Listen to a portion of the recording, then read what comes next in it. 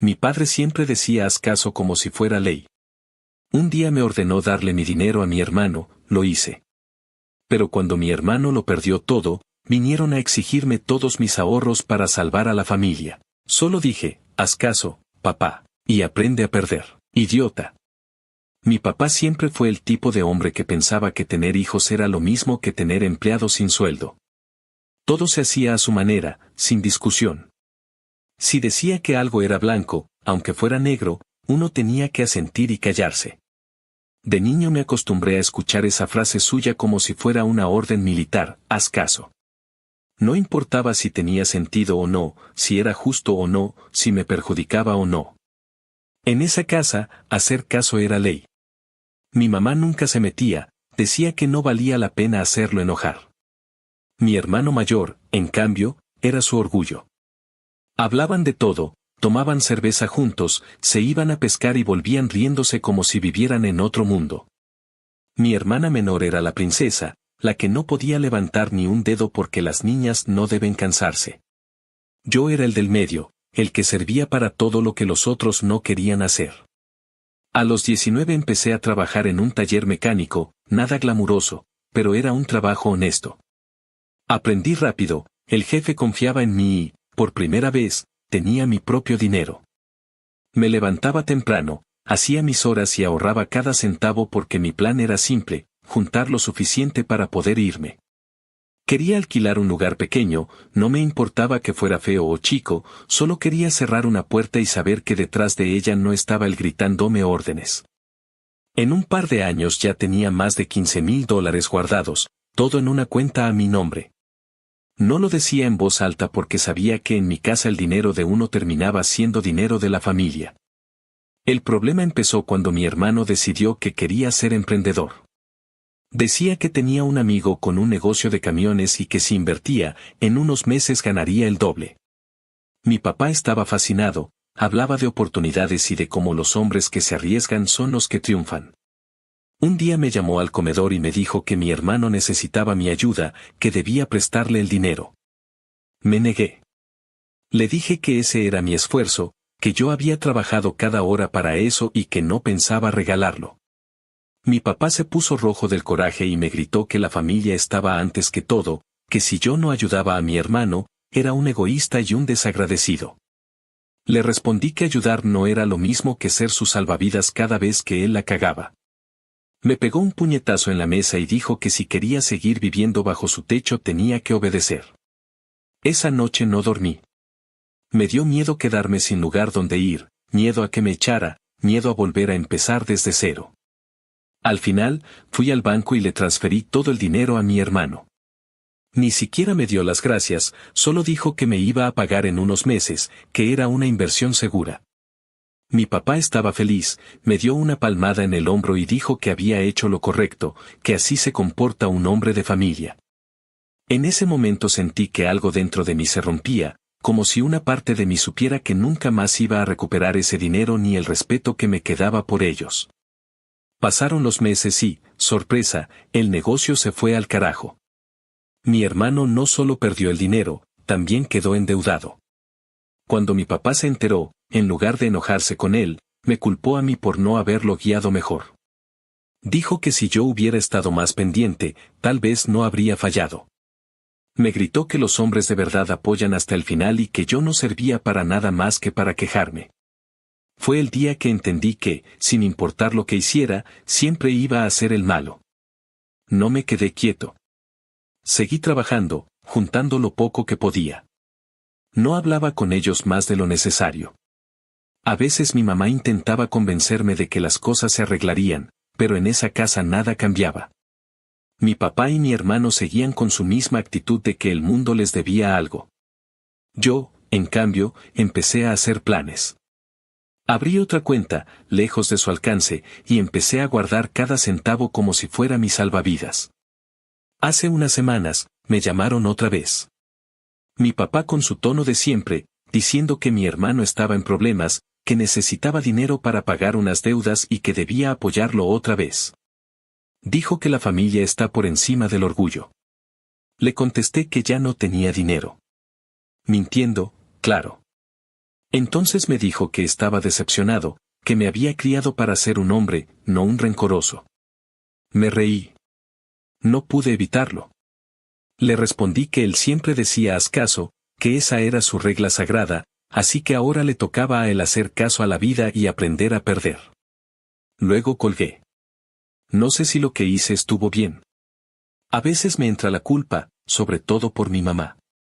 Pero cuando pienso en todas las veces que tuve que tragarme mi rabia, en todas las veces que me hicieron sentir menos, se me pasa. No le deseo mal a nadie, pero tampoco pienso seguir siendo el idiota que arregla lo que otros destruyen. Si mi papá quiere que le hagan caso, que empiece por hacerlo él mismo. Yo ya tuve suficiente. Actualización 1. Han pasado unos 6 meses desde que le colgué a mi papá aquella última vez, cuando le dije que aprendiera a perder. No volví a contestar sus llamadas ni los mensajes que llegaban de mi madre intentando convencerme de que las cosas podían arreglarse. Cuando me fui de esa casa, lo hice sin mirar atrás. Recuerdo que metí mis cosas en el carro de un amigo y me fui sin despedirme. No dije adiós, no expliqué nada, no dejé nota. Simplemente desaparecí.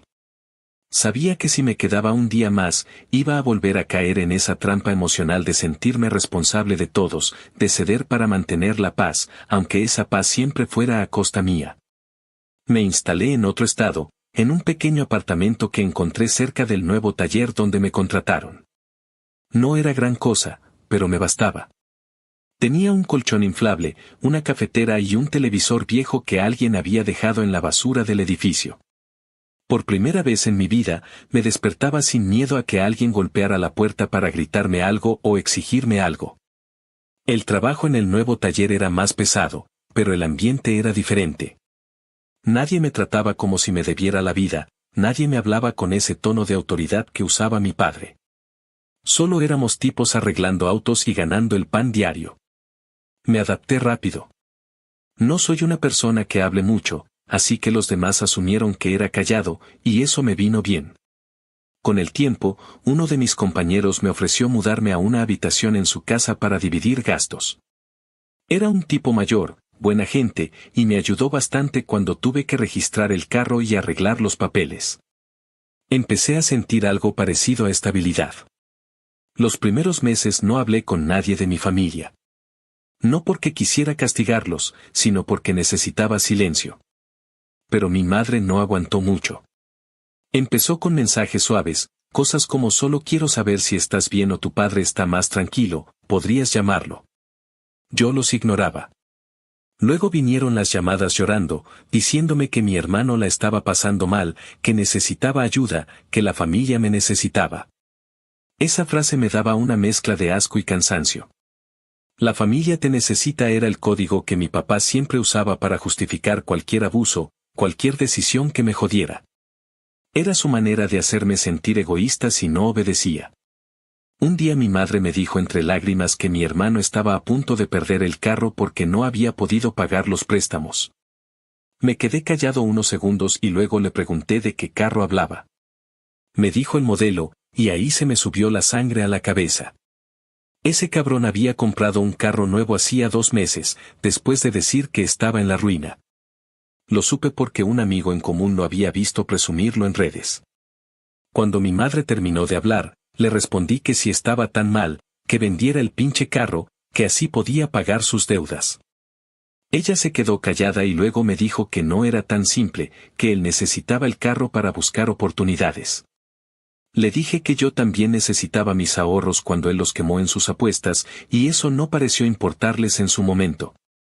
La llamada terminó con un no hables así de tu hermano y un clic seco. Esa noche me senté en el suelo, con una cerveza caliente, y me reí solo. Me reí porque entendí que para ellos, el problema nunca era mi hermano, sino mi falta de obediencia.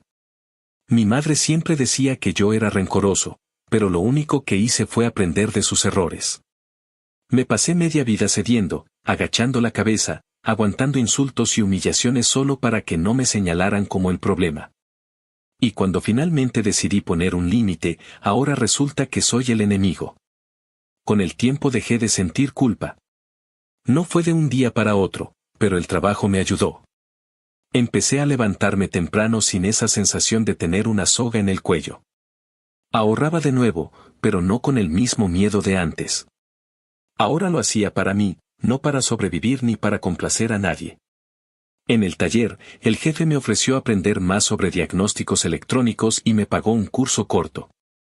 Era la primera vez que alguien apostaba por mí sin pedirme nada a cambio.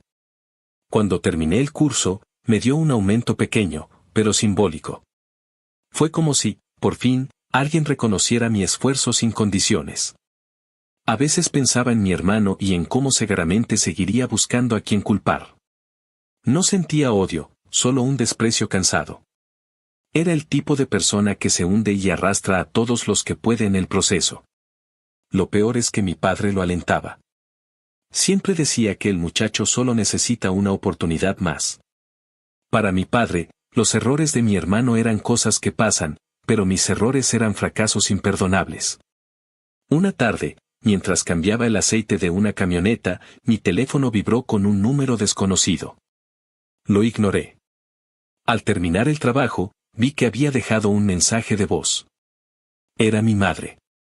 Su voz sonaba cansada, como si hubiera estado llorando. Dijo que mi padre estaba enfermo del estrés, que mi hermano estaba metido en problemas serios y que ella no podía con todo. Me pidió que, por favor, los llamara. Escuché el mensaje 3 veces y no hice nada. No respondí. Guardé el teléfono en el bolsillo y seguí trabajando. No era crueldad, era autoprotección. En los siguientes meses, la distancia se volvió costumbre. Dejé de esperar que algo cambiara. Cuando me acostaba, a veces pensaba en cómo sería mi vida si no hubiera cedido aquel día, si no hubiera entregado mis ahorros. Tal vez ya tendría mi propia casa o tal vez habría fracasado igual, pero al menos habría sido mi decisión. Esa idea me reconfortaba más que cualquier disculpa que nunca iba a llegar. A finales de ese año, un amigo del taller me invitó a pasar Navidad con su familia. Acepté sin muchas ganas, pero fue una de las noches más tranquilas que recuerdo. Comimos, reímos, y nadie me hizo sentir fuera de lugar.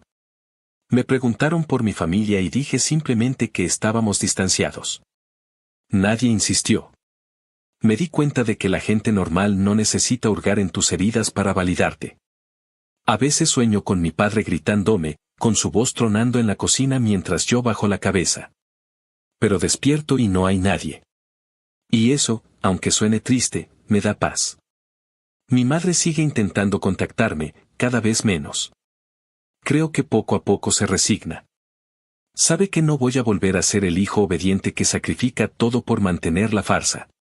Hay noches en las que me invade un poco la culpa, sobre todo cuando pienso en que ellos son mayores y que el tiempo no perdona. Pero entonces recuerdo que cada persona elige qué sembrar, y mi padre eligió sembrar miedo. Mi hermano eligió vivir de los demás. Yo solo elegí no seguir jugando ese juego. Tal vez suene cruel, pero creo que a veces la única forma de salvarse es dejar que los demás se hundan solos. La última vez que hablé con alguien de mi familia fue cuando mi madre me envió una foto de mi hermano con un nuevo perro, en su nuevo carro. La foto venía acompañada de un mensaje que decía ojalá algún día perdones. No respondí. Me limité a borrar la foto. No porque me doliera, sino porque entendí que ella aún no lo veía, no había nada que perdonar. Yo no les hice nada. Solo dejé de servirles. Y en esa casa, dejar de servir es el peor pecado. Esa fue la última vez que miré atrás. Desde entonces, cada día que pasa sin ellos es un recordatorio de que hice lo correcto. No estoy seguro de si algún día podré decir que soy feliz, pero al menos puedo decir que soy libre. Y eso, después de todo lo que viví, vale más que cualquier cosa. Actualización 2. Ha pasado poco más de un año desde que dejé de hablar con mi familia. No planeé que el silencio durara tanto, pero a veces el tiempo se va de golpe cuando uno vive tranquilo. No tener a nadie reclamando o culpándote se vuelve una costumbre que no quieres romper. Mi vida se volvió bastante simple: trabajo, casa, dormir, repetir. A veces salía a tomar unas cervezas con los compañeros del taller, pero la mayor parte del tiempo prefería quedarme solo. Empecé a disfrutar ese silencio que antes me desesperaba. Me acostumbré a cocinar lo justo, a tener el refrigerador medio vacío y la televisión encendida solo para hacer ruido. No era una vida emocionante, pero era mía, y después de tantos años de sentir que no tenía control sobre nada, eso era suficiente. El trabajo me iba bien. Había ganado algo de confianza y ya no era el nuevo al que todos le decían qué hacer. De hecho, me pusieron a entrenar a uno de los chicos recién llegados. Era raro estar del otro lado, dando órdenes, pero no me sentía como mi padre. Yo explicaba las cosas con paciencia, sin gritar, sin hacer sentir menos a nadie. Supongo que en el fondo esa era mi manera de romper el ciclo. Me di cuenta de que no necesitaba ser un déspota para que me respetaran. Bastaba con tratar a la gente como personas, algo que en mi casa nunca entendieron. Durante ese tiempo, no supe mucho de ellos. De vez en cuando me enteraba de algo por conocidos que aún vivían en el mismo barrio. Decían que mi hermano seguía metido en problemas, que había intentado abrir otro negocio con dinero que consiguió prestado. No me sorprendía. Ese tipo era incapaz de aprender. También me contaron que mi padre había empezado a tener problemas de salud, presión alta o algo así. No me alegró ni me entristeció, simplemente no me provocó nada. Era extraño estar tan desconectado emocionalmente de alguien que durante años había sido una presencia constante, aunque fuera una presencia que me jodía la vida. Un día de septiembre, estaba en casa, revisando unos papeles, cuando escuché que tocaban la puerta. No esperaba a nadie. Miré por la ventana y casi se me cae el alma al suelo. Era mi padre. Más viejo, más encorvado, pero inconfundible. Me quedé quieto unos segundos, dudando si abrir o no. Parte de mí quería hacer como que no estaba, pero otra parte necesitaba cerrar ese ciclo. Abrí. Se quedó mirándome como si nada hubiera pasado, como si no hubiéramos pasado un año sin hablar. Dijo que necesitaba una charla entre hombres. No lo invité a pasar, pero igual entró. Se sentó en la mesa como si fuera su casa. Empezó a hablar de mi hermano, de cómo las cosas se habían puesto feas. Dijo que había apostado dinero que no tenía, que estaba endeudado hasta el cuello y que, en un intento de salvarse, había puesto la casa familiar como garantía. Cuando lo escuché, me reí. No una risa de burla, sino una de esas que salen cuando algo ya no puede ser más absurdo. Me dijo que no era momento para sarcasmos, que esto era serio. Le pregunté qué quería de mí. Dijo que necesitaba ayuda, que si podía aportar algo para cubrir el préstamo y evitar que perdieran la casa. No supe si reír o gritarle. Le pregunté si estaba consciente de lo que me estaba pidiendo, si recordaba que ya había entregado todos mis ahorros por culpa de su otro gran plan familiar. Dijo que sí, pero que eso fue hace mucho y que la familia se apoya, sin mirar atrás. Le respondí que eso no era apoyo, era abuso. Me miró con ese gesto de decepción que usaba cuando yo no hacía lo que él quería y dijo que no esperaba otra cosa de mí, siempre fuiste el más débil. En ese momento me levanté, abrí la puerta y le dije que se fuera. Me dijo que si no ayudaba, cuando todo se viniera abajo, no me atreviera a acercarme. Le contesté que no se preocupara, que nunca más lo haría. Cuando se fue, me quedé mirando la puerta un rato. Me temblaban las manos, no de miedo, sino de rabia contenida. Era increíble cómo, después de tanto tiempo, seguía teniendo esa capacidad de querer hacerme sentir pequeño. Pasé el resto del día en silencio, tratando de digerir lo que acababa de pasar. No dormí bien esa noche. Soñé con mi infancia, con su voz gritándome que era un inútil, con mi madre tratando de calmarlo mientras yo solo quería desaparecer. Me desperté empapado en sudor. A la semana siguiente, me llamó mi madre. Esta vez sí contesté. Lloraba. Me dijo que la casa estaba en riesgo real, que el banco ya había enviado notificaciones. Intentó justificar a mi hermano diciendo que no sabía en lo que se metía. Le pregunté si escuchaba lo que decía. Le recordé que ese hombre ya había tenido más segundas oportunidades de las que cualquiera merece. Me pidió que no fuera cruel, que era mi hermano. Le dije que yo también era su hijo y que nunca me defendió de ellos. No hubo respuesta. solo un silencio largo y pesado. Al final me dijo que esperaba que algún día entendiera lo que es ser padre. Le contesté que justamente por eso no pienso serlo, porque no quiero repetir lo que me hicieron. Colgué. Esa conversación me dejó vacío. No sentí alivio ni culpa, solo cansancio. Me di cuenta de que ya no había nada que rescatar.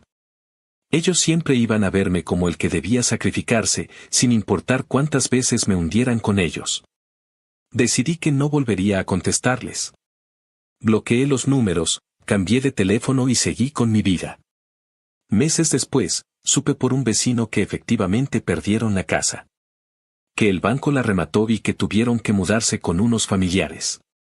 Mi hermano, al parecer, se fue a vivir con un amigo, y mi madre con una tía. Mi padre, según contaban, se había vuelto más amargado que nunca, culpándome de todo. Decía que si yo hubiera ayudado, las cosas habrían sido diferentes. Escuchar eso me hizo reír, pero también me dio cierta tristeza. No por él, sino por la patética necesidad que tenía de culpar a alguien más en lugar de enfrentar sus errores. Mientras tanto, yo había logrado comprar mi primer auto. No era nuevo ni lujoso, pero lo compré con mi dinero, sin deberle nada a nadie. Era simbólico, una especie de prueba de que podía tener algo propio sin que nadie viniera a arrebatármelo. A los pocos meses empecé a ahorrar con la idea de comprar una casa pequeña. No buscaba lujo, solo estabilidad. Pensé que si lograba tener mi propio techo, sería como cerrar el ciclo que ellos destruyeron. Una tarde, mientras tomaba café en el taller, me encontré pensando en mi padre. No en plan nostálgico, sino intentando entender que lo había hecho así. Creció pobre, trabajando desde niño, sin educación, con una mentalidad de que los hombres mandan y los demás obedecen. Pero lo que nunca entendí fue por qué decidió perpetuar ese mismo infierno con nosotros. Tal vez en su cabeza creía que nos estaba formando, pero en realidad solo estaba descargando sus frustraciones. Me di cuenta de que, aunque lo odiaba, también le temía. A veces todavía lo escuchaba en mi cabeza, diciéndome qué debía hacer, criticando mis decisiones, repitiendo esa frase de mierda, haz caso. Un día, sin planearlo, conduje hasta mi antigua ciudad. No para verlos, sino para cerrar algo dentro de mí. Pasé por el barrio donde crecí y vi la casa con otro color, otro jardín, otra familia. Me quedé dentro del carro unos minutos, observando las luces encendidas. Me imaginé a la nueva gente comiendo en esa misma cocina donde tantas veces me gritaron. Y por primera vez, sentí paz. Ya no era mi casa, ya no era mi historia. Lo que me habían quitado, la vida se los devolvió multiplicado. Cuando regresé, supe que no volvería a ese lugar. Esa parte de mi vida quedó enterrada ahí, junto con todas las promesas vacías y las deudas emocionales. Ahora, cada vez que pienso en ellos, no siento odio, solo distancia. Y a veces, eso es más poderoso que cualquier venganza. Porque el silencio, cuando uno aprende a usarlo, se vuelve la respuesta más dolorosa para quien solo sabe gritar. Actualización 3. 2 años después de aquella visita en la que mi padre se apareció en mi puerta como si nada hubiera pasado, mi vida había cambiado por completo. No me hice rico ni logré nada extraordinario, pero aprendí a vivir sin el peso de ellos sobre mi espalda. Ya no sentía esa ansiedad de revisar el teléfono esperando una llamada que me jodiera el día. Mi mundo se redujo a mi trabajo, a mis propios gastos, a mis decisiones. Era una vida simple, pero con una calma que jamás conocí en mi infancia. No dependía de nadie, no debía explicaciones, y eso, para alguien que había pasado media vida pidiendo permiso hasta para respirar, era una victoria. En ese tiempo logré comprar una casa pequeña. No era grande ni nueva, pero tenía un garaje y un pedazo de jardín donde podía sentarme al final del día a tomar una cerveza sin escuchar voces gritándome órdenes. Cuando firmé los papeles, me temblaban las manos. No por nervios, sino porque en mi cabeza sonaban las palabras que mi padre me lanzó cuando yo tenía 20 años, si quieres respeto, gánatelo. Esa casa era mi forma de responderle, sin necesidad de decir nada. Nadie me la regaló, nadie me la prestó. La pagué con el sudor de mis manos, con mis propias decisiones, con el silencio que me gané a base de alejarme de ellos. Durante esos 2 años no supe casi nada de mi familia. De vez en cuando, un mensaje de algún conocido me actualizaba sobre sus vidas, pero yo no preguntaba. Era mejor así. Hasta que un día, a mediados del verano, recibí un mensaje de mi hermana. No habíamos hablado desde que me fui, así que ver su nombre en la pantalla me dejó una sensación extraña. Decía algo corto: papá está mal. Llama a mamá. Tardé unos minutos en procesarlo. Pensé que era otra de esas veces en las que usaban el chantaje emocional para hacerme aparecer, pero algo en el tono del mensaje sonaba distinto. Llamé. Mi madre contestó con voz quebrada. Me dijo que mi padre había sufrido un infarto leve, que estaba en el hospital y que los médicos lo habían estabilizado, pero que estaba débil. Me pidió que fuera a verlo, que era momento de dejar los rencores. Esa frase me hizo apretar los dientes. No sabía si reír o colgar. ¿Dejar los rencores? Toda mi vida los había tragado solo para mantener una paz que solo beneficiaba a ellos. Pero a pesar de todo, no soy de piedra. No me alegró saber que estaba enfermo. Me costaba admitirlo, pero una parte de mí todavía quería entender por qué ese hombre eligió hacerme sentir menos toda la vida. Le dije a mi madre que iba a pensarlo. Esa noche no dormí. No dejaba de recordar la última vez que lo vi, sentado en mi mesa, exigiéndome dinero como si fuera una obligación moral. Recordé el desprecio en su mirada, las palabras que usó para humillarme. Pensé en mi madre, en cómo siempre lo defendía, y en mi hermano, que seguramente seguía igual. Al final decidí ir. No por él, sino por mí. Quería cerrar el ciclo, no quedarme con la duda de qué sentiría al verlo en ese estado. Cuando llegué al hospital, el olor a desinfectante me revolvió el estómago. Mi madre estaba en la sala de espera, más vieja de lo que recordaba. Se levantó en cuanto me vio y me abrazó, como si el tiempo no hubiera pasado. No supe cómo reaccionar. No podía odiarla, pero tampoco podía olvidar que nunca me defendió. Me dijo que él estaba despierto, que preguntaba por mí. Caminé por ese pasillo sintiendo una mezcla de rabia, miedo y curiosidad. Cuando entré a la habitación, lo vi. Estaba pálido, con cables conectados al pecho y una mirada apagada. No era el mismo hombre que me gritaba en la cocina. Era alguien más pequeño, más frágil, como si los años le hubieran cobrado todo de golpe. Cuando me vio, esbozó una sonrisa débil y me dijo: sabía que ibas a venir, hijo. Siempre haces caso.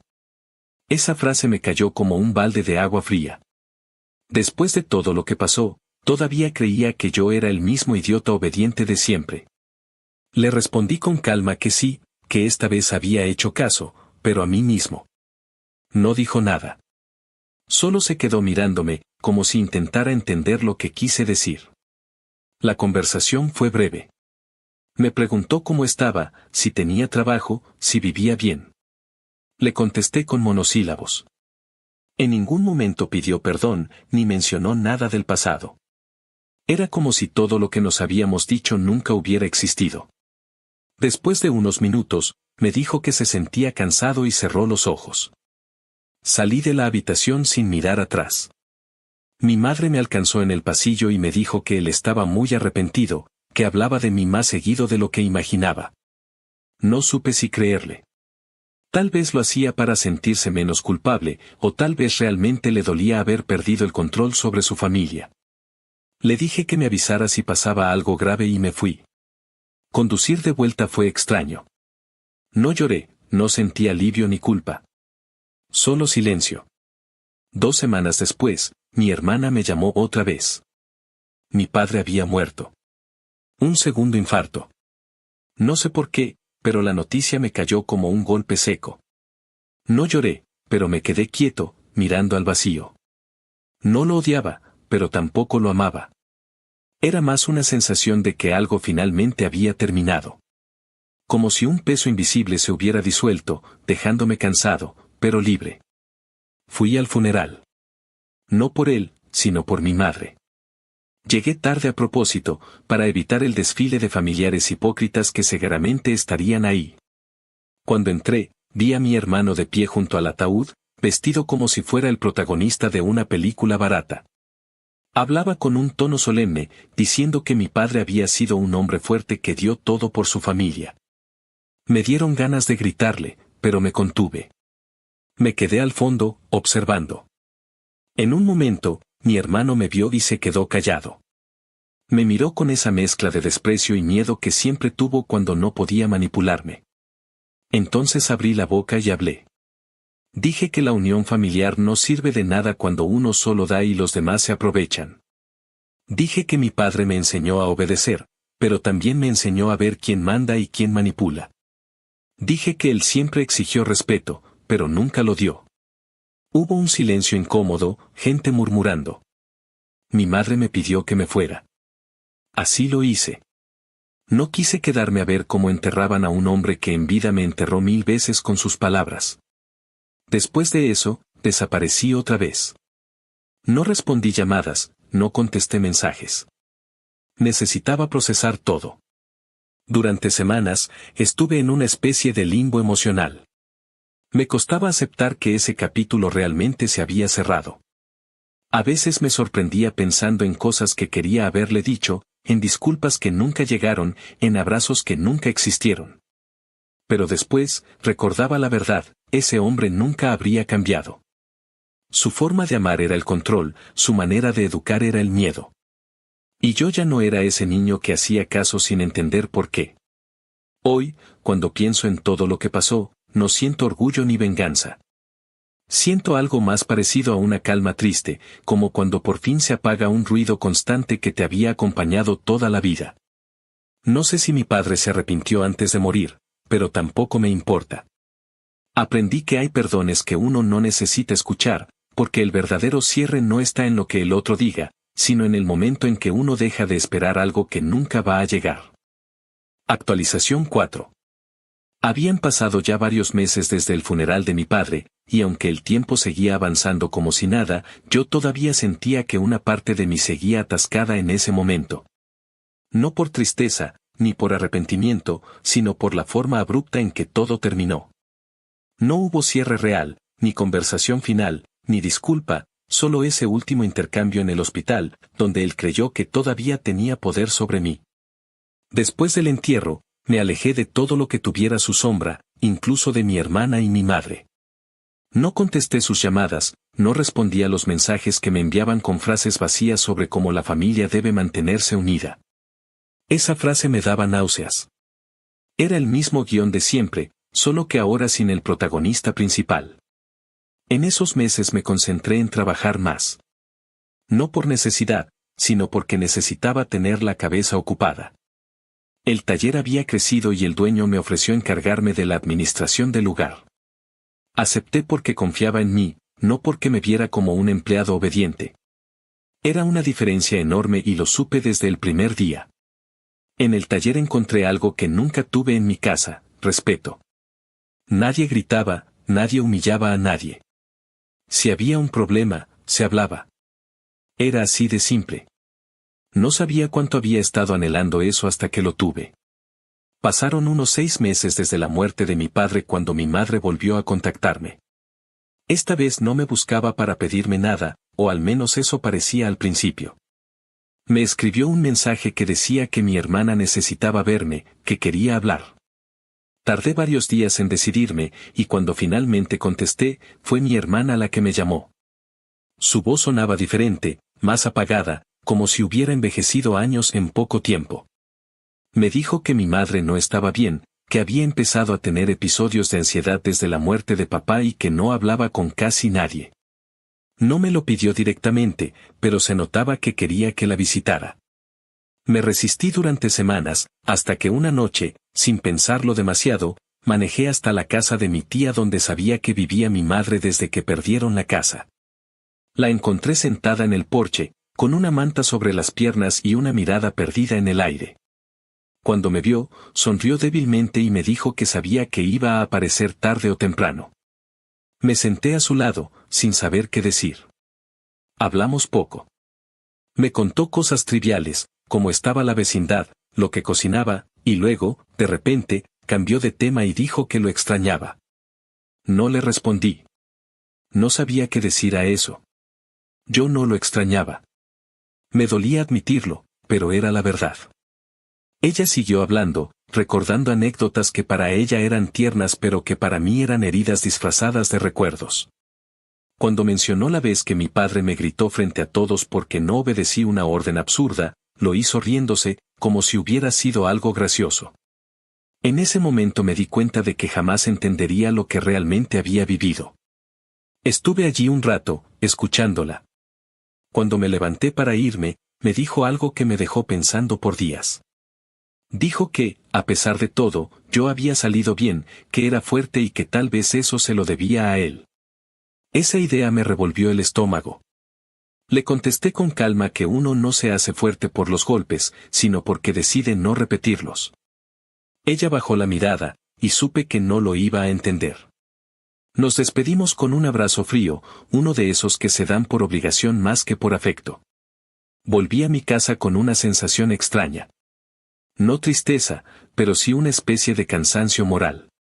Me di cuenta de que, aunque mi padre ya no estaba, su sombra seguía allí, metida en la forma en que mi madre justificaba todo, en cómo mi hermano desaparecía cada vez que había consecuencias. En cómo yo todavía tenía que lidiar con el peso de su legado. Por más que quisiera, no era tan simple como cerrar una puerta. Pasó otro año y volví a recibir noticias, esta vez de mi hermana.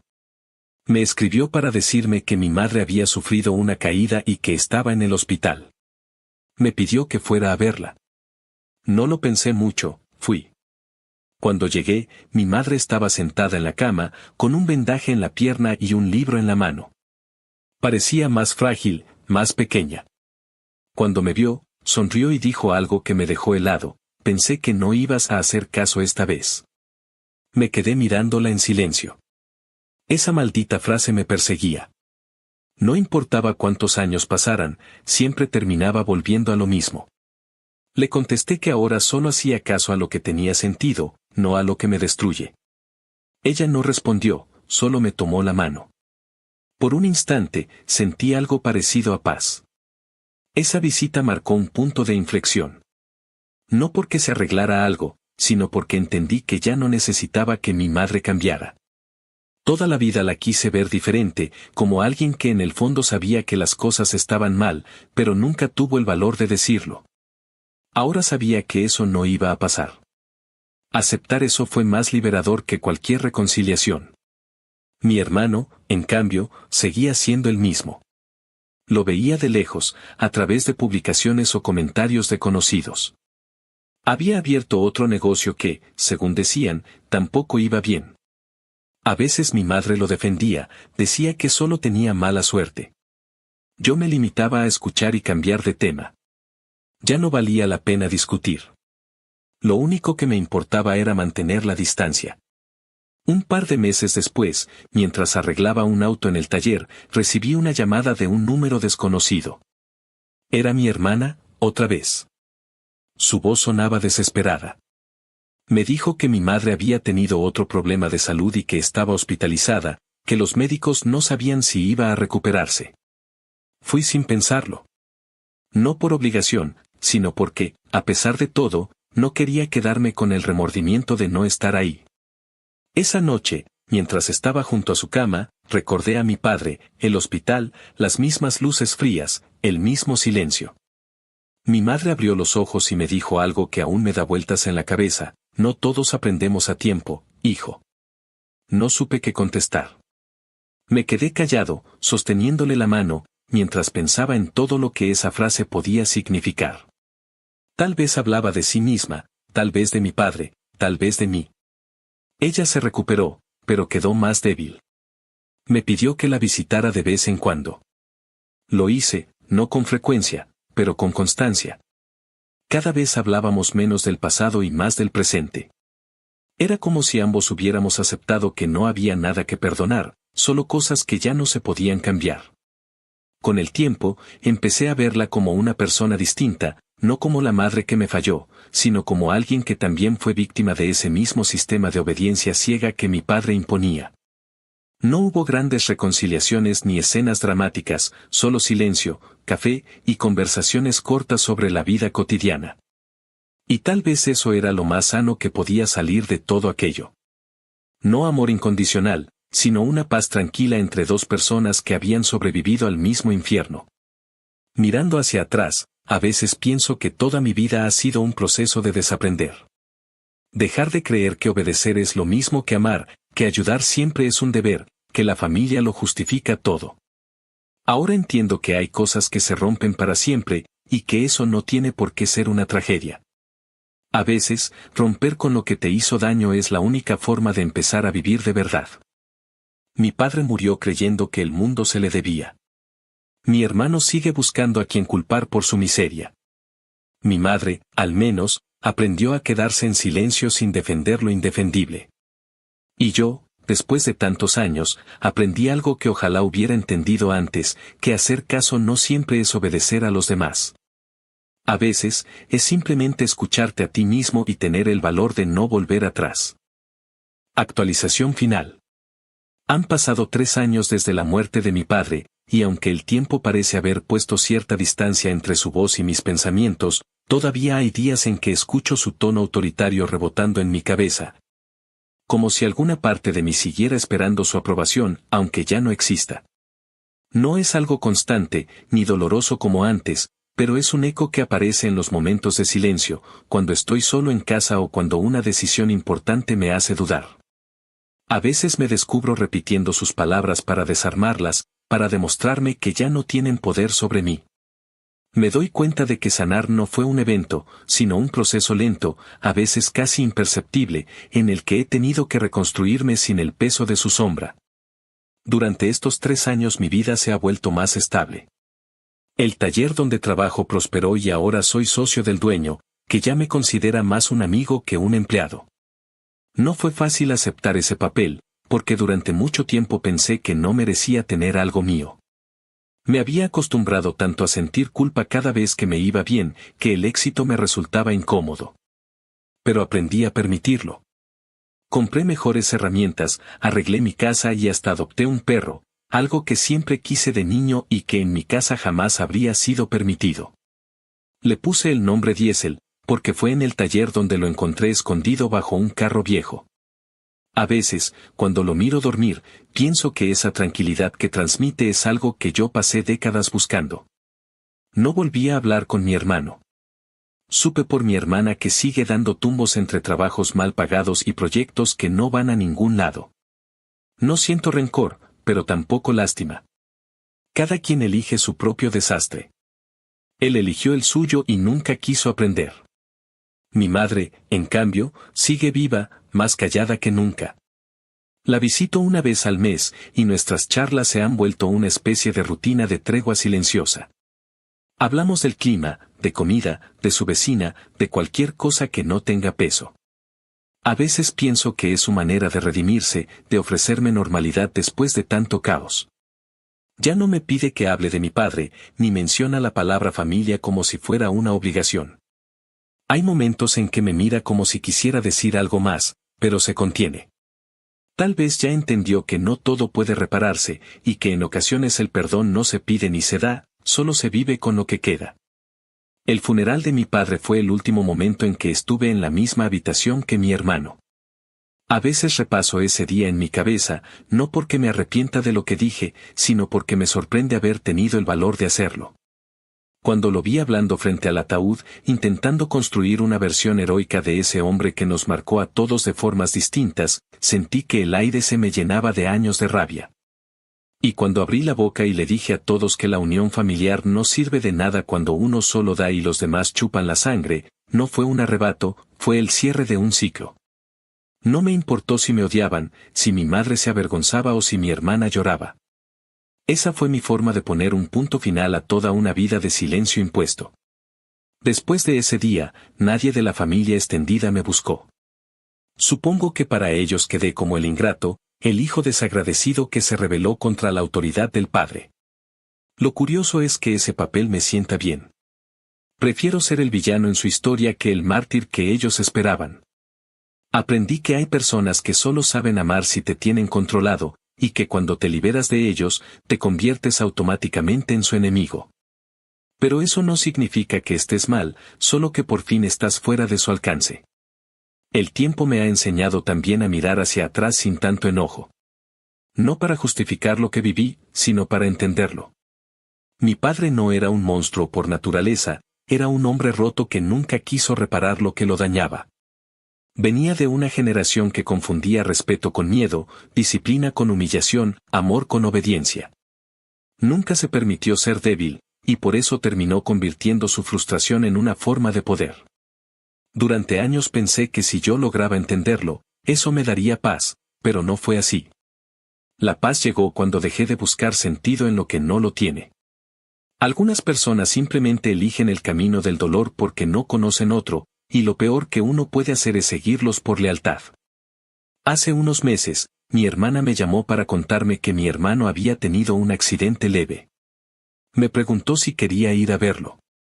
Le dije que no. No porque deseara que le pasara nada, sino porque sabía que cualquier intento de acercamiento terminaría igual que siempre, con reproches, con chantajes, con la culpa puesta en mí. Le dije que esperaba que se recuperara, y colgué. Fue la primera vez que sentí que no debía explicar mi decisión, que no necesitaba justificarme. Esa libertad emocional, tan simple y tan difícil de alcanzar, fue uno de los mayores logros de mi vida. A veces pienso en lo irónico que es que mi padre muriera repitiendo la frase que más daño me hizo, haz caso. Era su lema, su escudo, su excusa para no escuchar a nadie más. Pero con el tiempo entendí que hay una versión distinta de esa frase, una que me pertenece a mí. Ahora, cuando la repito en mi cabeza, significa otra cosa. Significa hacer caso a mis propios límites, a mi intuición, a lo que necesito para estar en paz. Hacer caso a la voz que antes silenciaba para no provocar su ira. Hacer caso a lo que soy, no a lo que esperan que sea. No tengo hijos, y no sé si los tendré. Pero si algún día los tengo, quiero que entiendan algo que a mí me tomó media vida aprender, que la obediencia ciega no es virtud, que la lealtad sin respeto no vale nada. Y que el amor que exige sacrificios unilaterales no es amor, es manipulación. Mi padre siempre quiso enseñarme a ser un hombre de verdad, pero nunca entendió que serlo no tiene nada que ver con mandar o imponer, sino con tener el coraje de no repetir lo que te destruyó.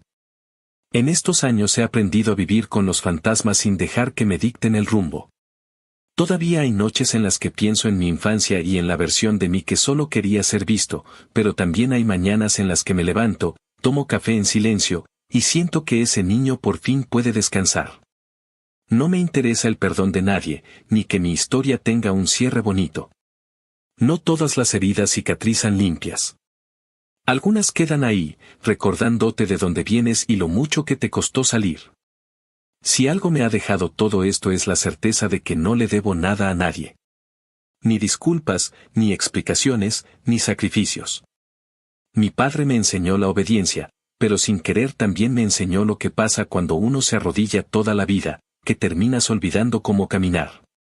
Hoy camino a mi ritmo, sin su voz, sin su mirada juzgando cada paso. Y si algún día me preguntan qué aprendí de todo esto, diré que aprendí a hacer caso, sí, pero solo a mí mismo. Porque al final, esa fue la única lección que valía la pena.